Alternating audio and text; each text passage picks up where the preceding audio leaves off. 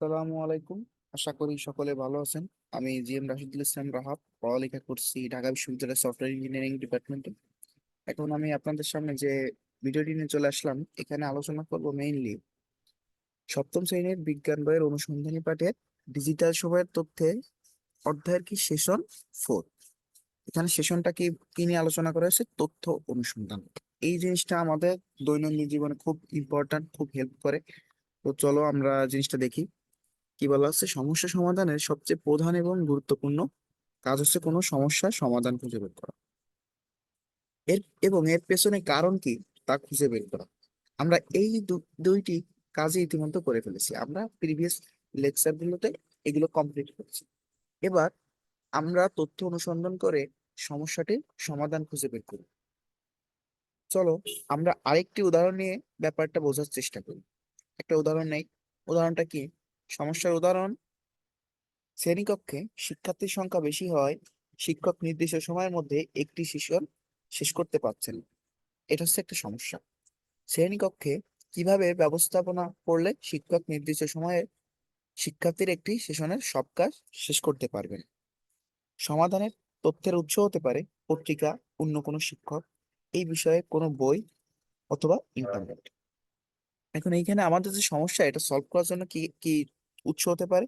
পত্রিকা, অন্য কোনো শিক্ষক, এই বিষয়ের কোনো বই, আর ইন্টারনেট। আমরা যদি এইগুলো ফলো করি, যে পত্রিকার মাধ্যমে আমরা যদি পত্রিকাতে দেখি যে কিভাবে একজন শিক্ষককে কম সময়ে স্টুডেন্টদের শিক্ষা দেওয়া যায়, তারপরে কি বিভিন্ন প্রসেস কিভাবে আগানো যায়, ডে টু ডে মানে আপডেট যদি নিউজ গুলো পাই, তাহলে তো ভালোই হয়। অন্য শিক্ষক, এখানে অন্য শিক্ষক বলতে বোঝাইছে অন্য কোর্সে যে টিচারটা আছে, তিনি কিভাবে নির্দিষ্ট সময়ের ভিতর তার লেকচারটা কমপ্লিট করে। এভাবে তিনি যদি তার মতো করে লেকচারটা কমপ্লিট করাতে পারে, তাহলে আমাদের এই শিক্ষকটি, যে শিক্ষকটি মানে নির্দিষ্ট সময়ে ক্লাসটি শেষ করতে পারেন না, তিনি অবশ্যই তার নিয়ম অনুসরণ করে আমাদের ক্লাসেরটা ওই টাইমেই শেষ করতে পারবে। তারপরে কি বলা আছে, এই বিষয়ের কোনো বই। দেখা যায় আমাদের টিচাররা যদি ক্লাসে আগে থেকে পড়াশোনা না করে আসে, হঠাৎ করে নতুন একটা টপিক নিয়ে আলোচনা করে, সেক্ষেত্রে দেখা যায় ওই টিচারের বোঝাতে একটু সমস্যা হয়, একটু টাইম লাগে। এই কারণে যদি টিচার আগে থেকে অন্য কোনো বই, মানে এই বিষয়ে ডিটেলস কোনো বই যদি আলোচনা করে থাকে, তাহলে তিনি বিস্তারিত আলোচনা করতে পারে, স্টুডেন্টের বোঝাতে পারে, এমন বিষয় হয়। তারপর কি ইন্টারনেট। এখন ইন্টারনেট ব্যবহার করে আমি তোমাদের পদার্থের গঠন চ্যাপ্টারে দেখাইছিলাম যে সোডিয়াম কিভাবে কাজ করে, তারপরে কি আরো অন্যান্য বিষয় মানে কিভাবে কাজ করে, এটা যদি দেখানো যায়, দেখা যায় যে মাইক্রোস্কোপ, দেখা যায় যে তোমাদের পেঁয়াজের একটা কোষ দেখাবো, এটা দেখানোর জন্য আমি বাস্তবে চিত্রকে যত টাইমে না বোঝাতে পারবো, তার চেয়ে আমি যদি ইন্টারনেট থেকে একটা তথ্য তোমাদের দেখাই, তাহলে সেটা কিন্তু আর ভালো হয়। মানে সময় অনেক কম লাগে, কারণ একটা চিত্র আঁকতে যদি আমার 10 মিনিট লাগে, আমার ইন্টারনেট থেকে বের করতে মাত্র 1 মিনিট লাগবে। এইভাবে আমরা মানে সমস্যা সমাধান করতে পারি। এটা হচ্ছে বিষয়। আমরা বাড়িতে গিয়ে আমাদের সমস্যা সমাধানের জন্য তথ্য খুঁজে বের করব। আমরা ইন্টারনেট ব্যবহার করতে পারি, কোনো পত্রিকায় আমাদের সমস্যা নিয়ে লেখা আছে কিনা সেটা দেখতে পারি। তারপরে কি কোনো অভিজ্ঞ ব্যক্তি বা বিশেষজ্ঞের সাক্ষাৎকার নিতে পারি। আমরা যদি এই সকল বিষয়গুলো করি, তাহলে আমাদের সমস্যা সমাধান অনেক দ্রুত হবে। তারপরে কি আছে, তথ্য অনুসন্ধানের কাজটি আমরা বাড়িতে করব, কিন্তু তার আগে তথ্য অনুসন্ধান সম্পর্কিত কিছু সাধারণ বিষয় জেনে রাখা ভালো। সাধারণ বিষয়গুলো কি কি হতে পারে? মানবীয় উৎস থেকে তথ্য নেওয়ার ক্ষেত্রে জিনিসটা কি, আমরা যখন কোনো ব্যক্তির কাছ থেকে তথ্য নিব, তখন লক্ষ্য রাখবো ওই ব্যক্তি তথ্যটির সাথে সম্পর্কিত কিনা। অর্থাৎ ওই ব্যক্তি তথ্যটির ব্যাপারে বিশেষজ্ঞ বা অভিজ্ঞ কিনা। যেমন একজন ব্যক্তি যিনি কখনো কম্পিউটার ব্যবহার করেননি, তাকে যদি আমরা জিজ্ঞাসা করি যে কম্পিউটার কোন অ্যান্টিভাইরাস ব্যবহার করা উচিত, সে কিন্তু বলতেই পারবে না। মানে সে তো কোনোদিনই কম্পিউটার ইউজ করেনি, সে কিভাবে বলবে যে কোন অ্যান্টিভাইরাস লাগবে? পারবে? অর্থাৎ আমাদের কি কি করা উচিত? একজন অভিজ্ঞ লোকের কাছ থেকে নেওয়া উচিত তথ্যগুলো। তেমন একজন ডাক্তারের কাছে আমরা জানতে চাইবো না যে একটা মেশিনের ইঞ্জিন কিভাবে ঠিক করবে। কি কি জানতে চাইবো না? মেশিনের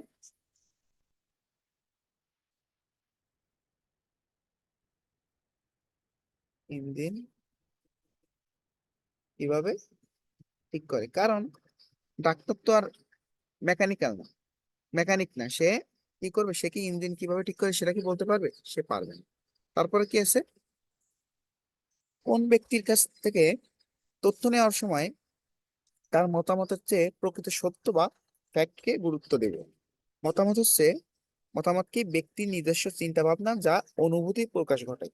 মতামতটা কি, যা ব্যক্তির নিজস্ব চিন্তা ভাবনা বা অনুভূতির প্রকাশ ঘটায়। অন্যদিকে ফ্যাক্ট হচ্ছে প্রমাণযোগ্য তথ্য, মানে প্রমাণযোগ্য তথ্য। যেমন মতামত হচ্ছে আজকে অনেক গরম পড়ছে, মানে আমরা বলতে পারি যে আজকে অনেক গরম পড়তেছে, কিন্তু আমরা কিন্তু কোনো প্রমাণযোগ্য তথ্য দিতে পারছি না যে কতটুকু গরম পড়তেছে।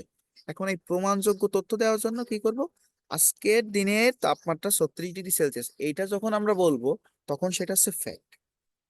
আমি আমার রেজাল্ট ভালো হয়েছে, এটা হচ্ছে কি আমার মতামত। আর যখন বলবো আমি জিপিএ 5 পেয়েছি, আমার রেজাল্ট ভালো হয়েছে, সেটা হচ্ছে কি ফ্যাক্ট। কারণ আমরা একটা স্পেসিফিক করে দিছি যে আমরা কি বলতে চাচ্ছি বিষয়টা, এটা হচ্ছে বিষয়।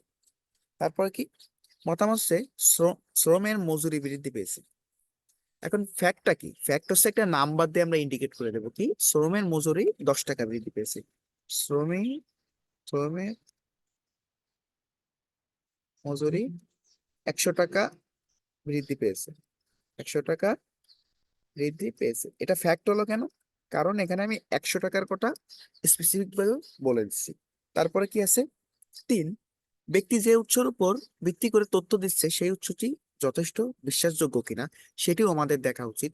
যেমন কোনো ব্যক্তি এসে যদি বলে বাজারে শুনলাম ক দেশে 8 মাত্রার ভূমিকা হয়েছে। এখন বাজার হচ্ছে যে কোনো যেটি কোনো সুনির্দিষ্ট ও নির্ভরযোগ্য তথ্য নাই। এর পরিবর্তে আমরা যদি দেখি 20 তারিখে একটা টেলিভিশনে বলা হয়েছে যে নম্বর দেশে 8 মাত্রার ভূমিকম্প হয়েছে। এখন এখানে নির্ভরযোগ্য তথ্য কোনটা? নির্ভরযোগ্য তথ্য হচ্ছে সংবাদ প্রতিবেদনের ওইটা। আর বাজারে কি হয় যে মানুষ তো গুজব ছড়াতে খুবই পছন্দ করে, একজন যদি একটা গুজব ছড়ায় আরেকজন সেটা শোনে, তারপরে কি আরো একজন সেটা শোনে অন্যজনকে বলে, এভাবে গুজবটা কিন্তু সহজে সেরে যায়, মানে ছড়াই যায় আমাদের সমাজ। এরপরে কি, তাহলে আমরা বিশ্বাস করবো কোনটা? টেলিভিশনের ওইটা। অনির্ভরযোগ্য উৎস হচ্ছে গতকাল ইন্টারনেটে দেখলাম ব্যক্তি বিশেষ পুরস্কার পেয়েছে। এখন ইন্টারনেট, ইন্টারনেট কিন্তু গুজব ছড়ানোর জন্য একটা খুব একটা সক্রিয় মাধ্যম। এখানে কিছু বললেই হয়, ফেসবুক আছে, ইউটিউব আছে, মানে খুব ভাইরাল হয় এই গুজব তথ্যগুলো, কিন্তু খুব ভাইরাল। তা এখানে কি কি কি বলবো, গতকাল ইন্টারনেট থেকে দেখলাম ব্যক্তি বিশেষ পুরস্কার পেয়েছে, এটা চেয়ে আমাদের বেশি নির্ভরযোগ্য কোনটা? যেটি সমাজের সবার কাছে পরিচিত একটা নিউজ পেপার, যেমন প্রথম আলোতে দেখলাম ব্যক্তি একটি বিশেষ পুরস্কার পেয়েছেন। কারণ কি, প্রথম আলো একটা বিশ্বাসযোগ্য একটা পত্রিকা, এটা সবাই ইউজ করে, এটার মানে ইফিসিয়েন্সি রেট অনেক, এরা মানুষের কাছে অনেক ভাবে পৌঁছে গিয়েছে, তার মানে আমরা এটাকে বিশ্বাস করতে পারি। তাহলে নির্ভরযোগ্য উৎস কি? প্রথম আলো পত্রিকা। আর অন্যান্য পত্রিকা হতে পারে ডেইলি স্টার। ঠিক আছে, তারপরে কি, যখন কোনো সুনির্দিষ্ট কোনো উৎসে যখন কোনো ব্যক্তি সুনির্দিষ্ট কোনো উৎসের উপর ভিত্তি করে তথ্য দেয়, তখন উৎসটি সত্যিই ওই তথ্য দিয়েছে কিনা তা আমরা যাচাই করতে পারি। আর সুনির্দিষ্ট উৎস উল্লেখ না করলে যাচাই করা সম্ভব হবে না। যেমন একজন ব্যক্তি যদিও সামাজিক যোগাযোগ মাধ্যমে একটা ছবি দিয়ে বলে এই ছেলেটি হারিয়ে গেছে, কে খুঁজে পাওয়া যাচ্ছে না, যদি কেউ পান অবশ্যই জানান। এখন জিনিসটা হচ্ছে কি, মনে করো তুমি রাস্তা দিয়ে হেঁটে যাচ্ছ, একজন ব্যক্তি তোমার ছবি তুললো, ছবি তুলে অচেনা ব্যক্তি ছবি তুললো, তুলেই বলে যে তুমি হারিয়ে গেছো, সে কিন্তু তোমার সম্পর্কে কিছুই জানে না। এটা কি একটা সুনির্দিষ্ট উৎস হতে পারে? কারণ উৎস হতে পারে না কেন, দেখো, কারণ তোমাকে খোঁজার কথা বলতেছে, এখানে তো তো তোমার নাম দেওয়া উচিত, যে তোমার নাম কি, তারপরে কি তোমার বাসা কোথায় এটা দেওয়া উচিত, তোমার পিতামাতা কি করে, কোথায় থাকে, পিতামাতার পেশা কি, পিতামাতার মোবাইল নাম্বার কি, এইগুলো দিলেই তো খুশি মানে হয়ে যায়। দেখা যায় যে ওই ছেলের যে আমাদের যে ইনফরমেশন গুলো দেবে তার সাথে আমরা ওই নিউজের ইনফরমেশন গুলো মিলিয়ে দেখবো। দেখা গেল ওই ছেলেটার ছবিতে দেওয়া আছে তার নাম কি রহিম, কিন্তু বাস্তবে তার নাম করিম। এগুলো কি নির্ভরযোগ্য কোনো বিষয়? এটা কি কোনো সুনির্দিষ্ট উৎস হতে পারে আমাদের জন্য? পারে না। তার মানে কি, আমাদের একটা ঘটনা সঠিকভাবে উল্লেখ করার জন্য সুনির্দিষ্ট তথ্য দেওয়া লাগবে। যেমন কি, মনে করো কেউ হারিয়ে গেছে, আমরা তার নাম দেব, তার বয়স দেব, তার উচ্চতা দেব, তার ওজন কত হতে পারে, তার পিতা মাতার নাম, সবকিছুই আমরা দিব। তারপরে কি 5 নম্বরে কি বলা আছে, প্রেক্ষাপট, পরিস্থিতি, সময়, স্থান ইত্যাদি বিভিন্নতার কারণে কোন তথ্য ভিন্ন বা অপ্রাসঙ্গিক হয়ে যেতে পারে। তাই কোনো তথ্য নেওয়ার সময় একজন ব্যক্তি কোনো প্রসঙ্গে কোন তথ্যটি দিচ্ছে সেটি আমাদের বুঝতে ব্যবহার করতে হবে। যেমন তুমি চিন্তা করো, 10 বছর আগে তোমার একটা ডায়েরিতে লেখা ছিল তোমার উচ্চতা 3 ফিট, এখন হয়েছে কত, 5 ফিট। এটা কি ভুল তথ্য বলো তো? এটা কিন্তু ভুল তথ্য না, কারণ ওইটা বলা আছে কি 10 বছর আগে। 10 বছর আগের কথা যখন উল্লেখ থাকবে তখন সেটা ভুল তথ্য না, কারণ আমরা 10 বছর আগে তো বলতে পারি যে 10 বছর আগে 3 ফিট থাকা বাস্তবিক। কিন্তু দেখা যাচ্ছে এখন যদি তোমার উচ্চতা হয় 5 ফিট, আর এখন যদি বলা হয় যে 2024 সালে তোমার উচ্চতা 3 ফিট, এটা হচ্ছে ভুল তথ্য। আমরা সময়ের সাথে একটু মিলিয়ে নিব। যেমন কি এখানে একটা উদাহরণ দেওয়া আছে, বর্তমানে শিক্ষা বোর্ড 10টি, কিন্তু তুমি যদি বলো বাংলাদেশে, না সরি, বর্তমানে শিক্ষা বোর্ড আছে কয়টি, 11টি, কিন্তু তুমি 2014 সালে জানলে 10টি শিক্ষা বোর্ড। এটা কি ভুল তথ্য? না, ভুল তথ্য না, কারণ 2014 সালে আমাদের এই 10টি শিক্ষা বোর্ড ছিল, রিসেন্ট আমাদের 11টি শিক্ষা বোর্ড হয়েছে। তারপর কি এই ধরনের আরো একটি উদাহরণ দিই। আরেকটি উদাহরণ আমি তো দিলাম তোমার উচ্চতা নিয়ে, বোঝা গেছে। বাড়ির কাজ, উপরের বিষয়গুলো লক্ষ্য রেখে আমরা বাড়িতে যার যার দলগত চিহ্নিত সমস্যার সমাধান খুঁজে বের করে অনুসন্ধান করব। নিচের ঘরে লিখবো আমাদের সমস্যা সমাধানের জন্য কি কি তথ্য পেয়েছি। এখন বলো তো, আমাদের সমস্যা সমাধানের জন্য কি কি পেয়েছি? একটা নির্ভরযোগ্য উৎস হতে পারে, যেমন কি আমরা লিখতেছি না, আমি এখান থেকেই বলে দিচ্ছি কি হতে পারে। যখন কোনো একটা তথ্য জানতে চাইবো তখন কি অবশ্যই একটা অভিজ্ঞ ব্যক্তির কাছে জানতে চাইবো। মনে করো তোমার বাবা একজন বিজনেসম্যান, এখন তুমি বিজনেস করতে চাচ্ছো, তুমি কি একজন আমার কি তো একজন মেকানিকের কাছে যাবা যে কিভাবে বিজনেস করতে হয়? এটা না, কিন্তু আমাদের কোনো তথ্য জিজ্ঞেস করতে অবশ্যই একজন অভিজ্ঞ লোকের কাছে যাওয়া উচিত। তারপরে কি, তারপরে আমরা যখন কোনো একটা তথ্য বেশি স্পেসিফাই করে বলবো, মানে বেশি উপস্থাপন করতে যাবো ভালো করে, তখন কি করা উচিত আমাদের? একটা ফ্যাক্ট প্লাস কি কি দেওয়া উচিত? ফ্যাক্ট আর আমাদের মতামতটা দেওয়া উচিত। ফ্যাক্ট যদি আমরা বেশি বলে দেই তাহলে জিনিসটা খুব সুন্দর হয়। যেমন কি আমাদের বলা উচিত যে আমি পড়েছি, আমি একটু বেশি পড়েছি, কতটুকু বেশি পড়েছি, গত দিনের তুলনায় 10 মিনিট বেশি পড়েছি, এটা কি ফ্যাক্ট, কারণ 10 মিনিট বেশি পড়া। তারপরে কি, ব্যক্তি যে উৎসের ভিত্তিতে তথ্য করে সেটাই বিশ্বাসযোগ্য কিনা। আমরা কি করব, আমাদের দৈনন্দিন লাইফে যে তথ্যগুলো নেওয়ার চেষ্টা করব, পেয়ে থাকি, এগুলো যাতে একটা নির্ভরযোগ্য উৎস হয় সে বিষয়ে আমরা অবশ্যই খেয়াল রাখি। যেমন কি, মনে করো তোমার সামনে একজন শুধুই মিথ্যা কথা বলে, এই রাখাল বালকের কথা চিন্তা করো, সে কি করে, তিনবার মিথ্যা কথা বলার পরে বাঘ এসে খেয়ে গেছিল। আমরা এই কারণে তার কথা বিশ্বাস করেছিলাম না। এখন সে যদি বলে যে আমার একটি ছাগল হারিয়ে গেছে, আমরা কিন্তু আর বিশ্বাস করবো না, কারণ কি সে তো মিথ্যাবাদী। এখন আমাদের উচিত কি, যে ব্যক্তি সত্য কথা বলে তার কাছ থেকে আমাদের ডেটাগুলো কালেক্ট করা। তারপরে কি 5 নম্বর, এই যে আমরা যখন কোন একটা তথ্য আমরাই পাবলিশ করব, মনে করো আমাদের কাছে একটা ছেলে এসে বলতেছে তার ঠিকানা পাচ্ছে না, তার বাসার ঠিকানা ভুলে গেছে, তখন কি করব, আমরা একটা নির্দিষ্ট ডিটেলস দিব যে তার বাসা কোথায়, তার নাম কি, এর আত্মীয় স্বজন থাকলে সারাদিন এমন কিছুই তো বলতে পারি। আমরা অবশ্যই তার ডিটেলসটা স্পেসিফাই করে দেবো। তারপরে কি 5 নম্বর, যে আমরা প্রেক্ষাপটটা দেখবো, পরিস্থিতি দেখবো।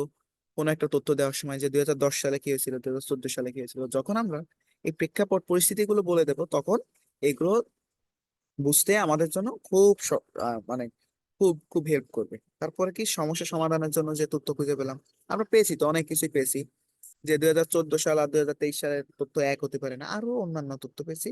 তোমরা আশা করি বিষয়টা বুঝতে পেরেছো। এটা তো তোমাদেরই কাজ, বাড়ির কাজ, যার কারণে আমি এখানে লিখে দেইনি, আমার লেকচার থেকে তোমরা একটু কাইন্ডলি লিখে নিও, ঠিক আছে? ধন্যবাদ সবাইকে। ভিডিওটি ভালো লেগে থাকলে অবশ্যই বন্ধুদের সাথে শেয়ার করতে পারো, আমার চ্যানেলটি সাবস্ক্রাইব করতে পারো। ধন্যবাদ সবাইকে।